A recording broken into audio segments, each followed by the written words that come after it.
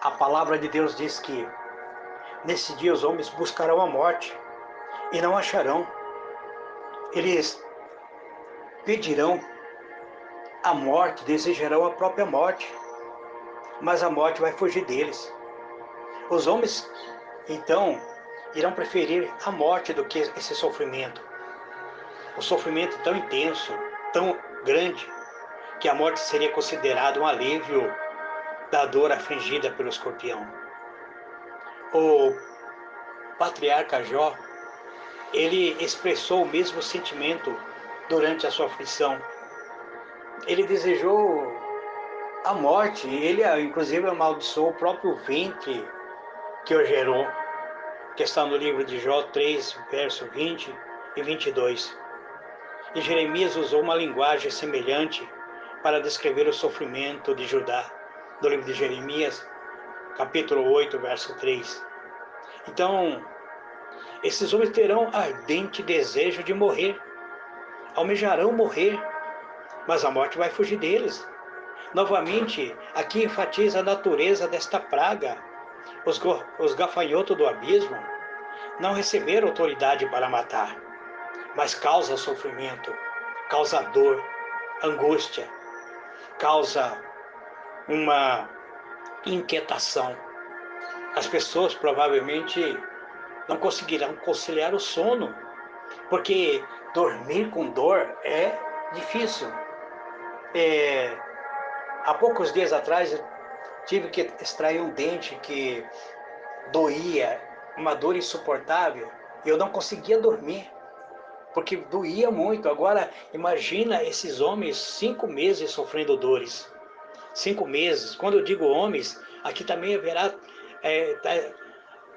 nessa passagem está incluído as mulheres. A Bíblia sempre trata a humanidade como homens. Então, esses gafanhotos não irão matar, mas causarão sofrimento terrível. Esses homens, mesmo procurando a morte, não conseguirão. Eles não poderão escapar desse sofrimento. Um sofrimento atroz, sofrimento angustiante. O aspecto desses gafanhotos era semelhante a um cavalo, diz. Ele que está preparado para a guerra. E a sua cabeça havia como uma coroa, parecendo de ouro. E o seu rosto era como o rosto de homens. Esses gafanhotos, portanto, ele não tinha coroa de ouro, é porque parecia de ouro. Então era uma falsa coroa, porque os servos de Deus, os ungidos de Deus, eles têm uma vestidura branca e tem uma coroa que é o símbolo dos vencedores. Os gafanhotos, eles não têm a vestidura branca, mas ele tem uma couraça semelhante a ferro, provavelmente ferro enferrujado, e tinha uma coroa que parecia ser de ouro, mas não era, parecia. Então é enganoso.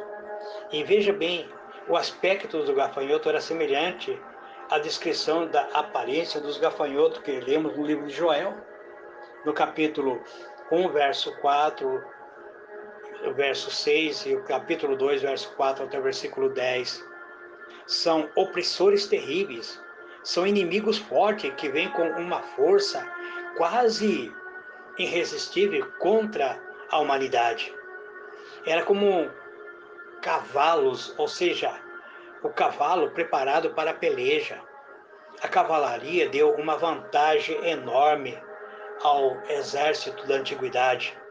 Lá no livro de Reis, 1 Reis, capítulo 20, verso 1, 2 Reis, capítulo 6, verso 15. E também Salomão importava cavalos do Egito para fortalecer a defesa de Israel, que está no livro de 2 Crônica, capítulo 9, verso 28. Então, o ser humano sempre enfrenta a tentação de confiar na sua força militar, que é representada por cavalos. Até os carros, amados. Carro é medido pela sua... tanto cavalo, por exemplo, diz assim, um carro tem 12 cavalos. Isso significa que ele tem a potência de 12 cavalos junto, puxando algo pesado. Então, tudo que se refere a cavalo se refere à força. O homem sempre tem enfrentado, então, essa tentação de confiar em si mesmo. Mas aqui, esses gafanhotos, eles têm o poder, a força, a capacidade para a batalha, que é uma figura profética do próprio castigo e destruição. Eis aqui que esse destruidor sobe com nuvens e os seus carros como uma tempestade. Está no livro de Jeremias dizendo: eis que o destruidor sobe como nuvem e seu carro como tempestade. Os seus cavalos são mais ligeiros do que as águias. Ai de nós, estamos arruinados. Está no livro de Jeremias, capítulo 4. Então, eles têm algo semelhante a uma coroa, parecendo de ouro. Esta é a única vez que a palavra é aparecendo, ou seja, não é legítimo. É uma coroa, mas que simboliza a vitória, que parece em relação ao ser vitorioso, mas não é vitorioso. É uma coroa ímpia. Em todos os outros casos, mostra a vitória de Cristo, ou dos santos. Aqui, os servos do diabo dão a impressão de ser vitorioso, mas a própria linguagem sugere uma falsa vitória. É uma falsa aparência. Parece estar coroado com uma coroa de ouro, mas não é de ouro, como a coroa parecendo de ouro. Os servos do inimigo podem imitar a vitória dos santos, mas jamais terão a vitória final. Jamais serão coroados com louros da vitória. O seu rosto, a Bíblia diz que era como o rosto de homem, figuras de animais ou inseto com característica humana. Normalmente sugere inteligência ou aparência, alguma modificação. Estes servos do diabo são seres inteligentes, capazes de agir conforme as instruções do seu líder. Então, quando diz que tem rosto como rosto de homem, o homem é o único ser realmente inteligente. Então, esses gafanhotos terão uma inteligência como se fosse ser humano. Então, por isso ele tem o rosto semelhante ao rosto de homens. E tinha também cabelos como cabelos de mulher, os seus dentes como dentes de leões. Cabelo é como cabelo de mulher. Qualquer explicação reconhece uma criatura estranha. Não são gafanhoto comum. Os cabelos de mulher representam a sua submissão. Em 1 Coríntios 11, verso 15, apóstolo Paulo fala sobre os cabelos das mulheres. Então, pode significar submissão dos gafanhotos ao próprio Satanás. Mas por que ter um cabelo feminino? Porque, aparentemente, eles serão bonitos, serão belos, então serão atrativos. Eles atrairá o ser humano para si. Ele tem cabelo semelhante ao cabelo feminino. Sugere também a beleza, um aspecto, algo mais suave, atraente, algo de boa aparência, tem uma característica bela. O diabo usa coisas que parecem boa, parece inofensiva, parece atraente para conquistar a sua presa. E depois de conquistar, ataca sem piedade, com astúcia, rosto de homem e a força de um leão, dentes de leão. Então, ele atrai com seu jeito meigo, com seu jeito carinhoso, aparentemente, mas assim que atrai, ataca sem piedade, como um leão que ataca sua presa com seus dentes, que esmaga. A própria língua do leão, ela tem o poder de triturar as suas próprias vítimas. Dentes como dentes de leão, mas uma figura do poder destrutivo desse gafanhoto que surge do abismo. Pode ser inteligente, pode ter beleza para seduzir, mas morde com ferocidade de um leão. Apóstolo Pedro disse que o leão anda a derredor, o Satanás, o diabo, o vosso adversário, anda a derredor, bramando como um leão, buscando a quem possa tragar. Então, temos que resistir ao diabo enquanto há tempo, porque a Bíblia diz: resistir ao diabo e ele fugirá de vós. Então, esses gafanhotos, eles tinham couraça como couraça de ferro, e o barulho das suas asas era como barulho de carros de muitos cavalos quando corre para a peleja. Ou seja, eles eram assustador na sua maneira de portar-se. Ele causava respeito ou medo, porque eles tinham uma vestidura de combatente. Então, couraça como couraça de ferro. Esses guerreiros do diabo estão preparados para a guerra. Eles têm condição de se defenderem na batalha contra o homem, mesmo quando os homens o resistem, mesmo quando o homem tenta de toda maneira se defender deles. Não há defesa diante desses seres, porque eles estão prontos para a batalha. Ele tinha ainda cauda como escorpião e ferrão na cauda, e tinha o poder para causar danos aos homens por 5 meses. Cauda como escorpião, ou seja, um ferrão, um poder para causar danos aos homens, causar sofrimento por 5 meses. Esse versículo repete as informações dadas ao versículo 3 e ao versículo 5. Os gafanhotos com ferrões de escorpião causará sofrimento entre os seres humanos durante 5 meses. Sofrimento, onde o ser humano desejará morrer. Eles tinham sobre eles um rei, ou seja, o anjo do abismo, cujo nome em hebraico é Abaddon e em grego Apolion. Eu provavelmente estarei gravando um outro áudio antes de entrar na sexta trombeta, explicando quem é Abaddon e quem é Apolion. Na verdade, são a mesma pessoa, mas eu estarei gravando um áudio separado porque eu tenho certeza que as pessoas irão me perguntar, como muitas pessoas têm entrado no meu privado, conversado comigo, me interrogando acerca das mensagens que eu tenho gravado em Apocalipse. Eles tinham sobre ele como o rei, o anjo do abismo. O seu rei, então, é um anjo do abismo, um anjo caído. Provavelmente seja a própria estrela caída sobre a terra, cujo nome em hebraico é Abaddon e em grego é Polion. Parece que o anjo do abismo é a própria estrela caída, que recebeu a chave do poço do abismo. Parece que são a mesma pessoa, ou seja, é o próprio Satanás. Se não for o próprio diabo, certamente seria um servo dele, com autoridade recebendo dele, com uma autoridade semelhante à autoridade de Satanás.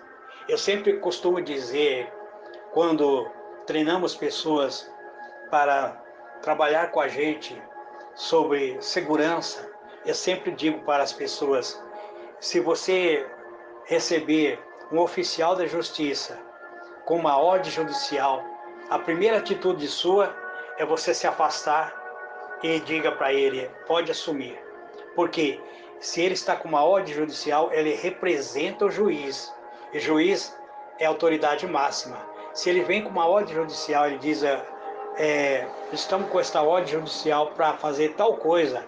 Você, como sendo uma autoridade no local onde você está, você se afasta e deixa ele assumir. E desde esse instante você já deixa o seu celular do lado, você deixa todas as coisas de lado e deixa eles assumirem o local onde você está. Porque ele representa o juiz, e o juiz é a autoridade máxima.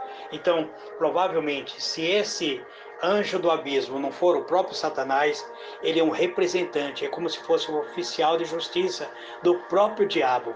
Então, ele tem uma autoridade para abrir o poço, para reinar sobre esses gafanhotos, para ser o líder desses gafanhotos.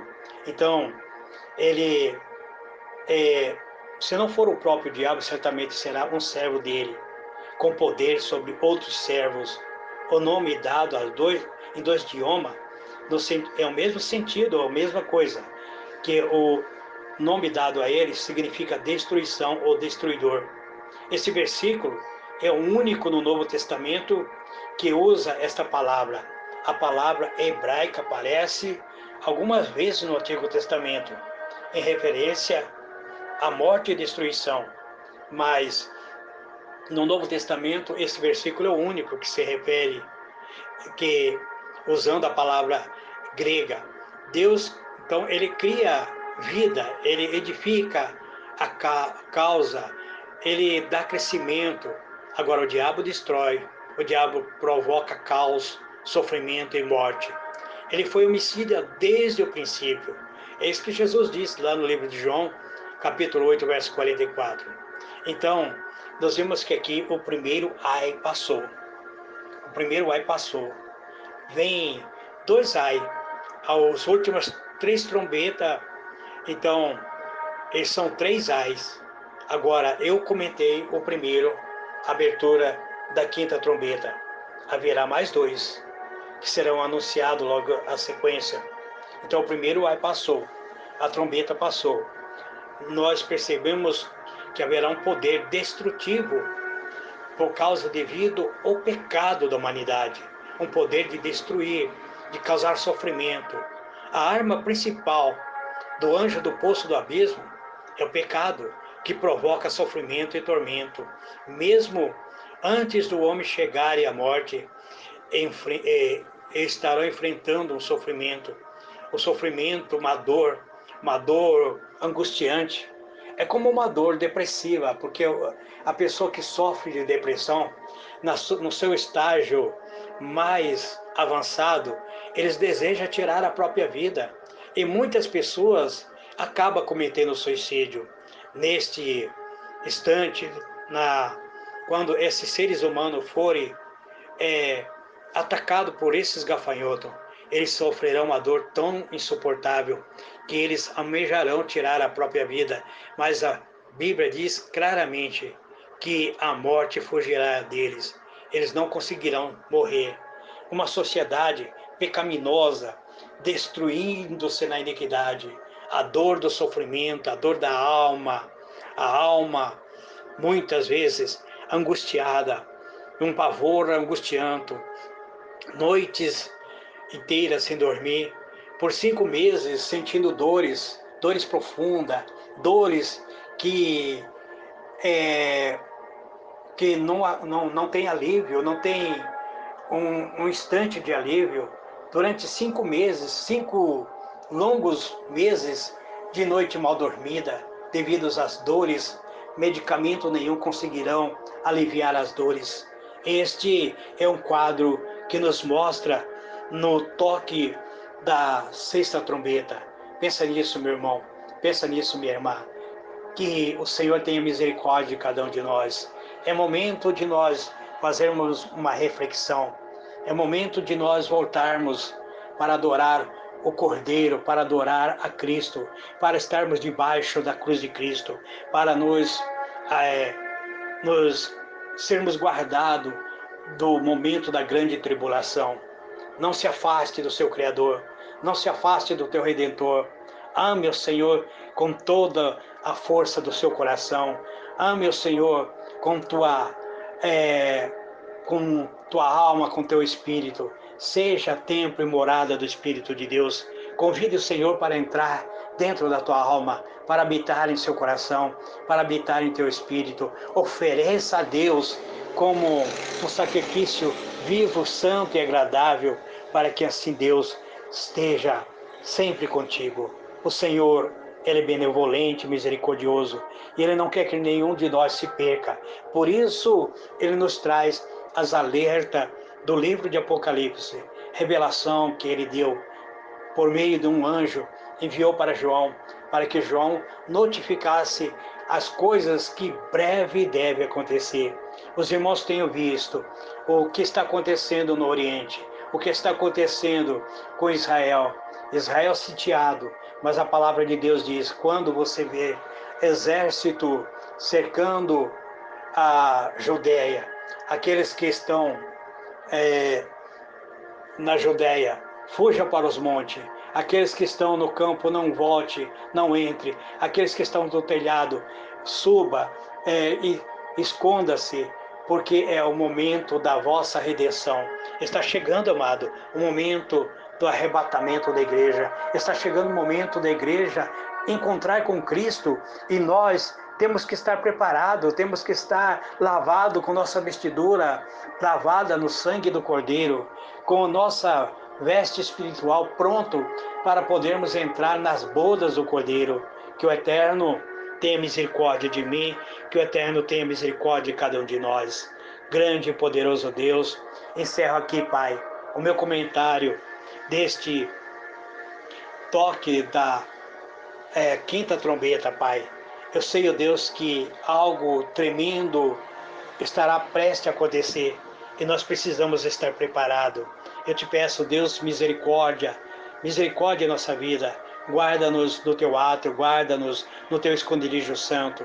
Seja o Senhor da nossa vida, seja o Senhor da nossa alma. Não permita que o inimigo destrua a nossa fé, mas que nós possamos estar, Senhor, guardado no átrio do Senhor.